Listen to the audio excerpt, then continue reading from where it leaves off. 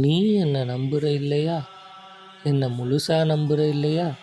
என்னை நீ முழுசா நம்பினதுக்கப்புறம் நீ என்னை நினச்சாலும் சரி, நினைக்கலைனாலும் சரி, நான் உன்னோட தான் இருப்பேன்.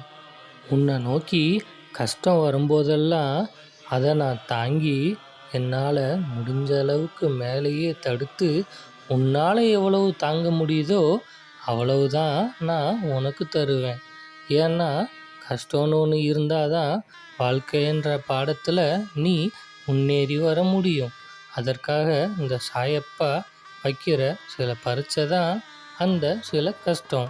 அதை நீ ஒருபோதும் ஒரு சுமையாக நினைக்காம அதிலிருந்து எப்படி மீண்டு வர்றதுன்னு மட்டும் நீ யோசி. ஏன்னா வாழ்க்கைன்றது இன்பமும் துன்பமும் சேர்ந்த கலவை. அந்த வாழ்க்கையில் நமக்கு எவ்வளவு நம்பிக்கை